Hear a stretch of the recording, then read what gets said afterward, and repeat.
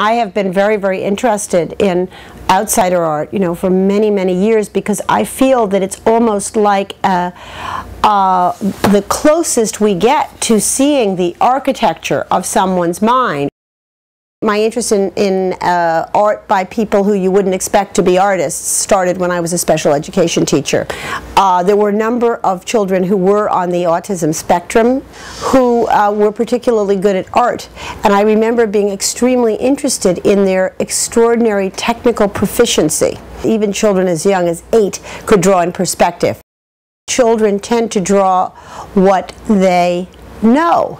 So if they know that a table has 4 legs, they would not be likely to draw a table foreshortened and maybe with 3 legs, which is how you might see it if you were just looking at it. And autistic people might be more likely to simply draw what they see and wouldn't be so troubled by the knowledge, not that they don't have it, but by the knowledge that a table has 4 legs. So I think it has to do with responding to a different aspect of experience, which is more sensory and more immediate and more purely perceptual. What might have been going on with Edward Deeds, based purely on the art itself, was that he might be on the autism spectrum. He had these stereotypic preoccupations. He drew according to kind of a formula. He also had an unusual degree of technical proficiency for someone who was absolutely untrained. The eyes are all staring in a kind of frozen, and one might even say dissociated way.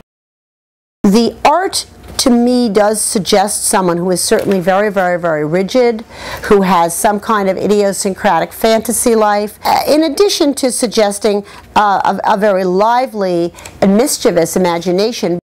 Let's say he were Asperger's. I mean, him being a competent hunter, him being able to save his brother, him having a really differentiated emotional response to his father's abuse and then attempting to take his own life because of despair. It's not incompatible. Mostly people are very, very complex. One of the big question marks is, what was this man doing in a hospital for 50 years?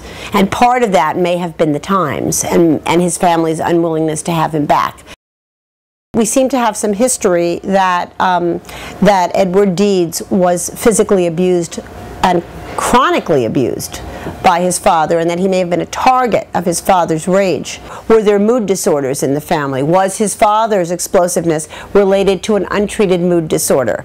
There is one diagnostic category that correlates directly with child abuse, and it is called dissociative identity disorder. He may have had some kind of personality issues, which then were exacerbated by his extremely contentious relationship with his father that pitched him over the edge. He made a suicide attempt having learned he was going to be committed, and seemingly he was going to be committed for violent behavior, which may have been an attempt to defend himself from a highly abusive father. Perhaps not the most self-protective response, but it may have in fact been to some degree somewhat of a healthy response.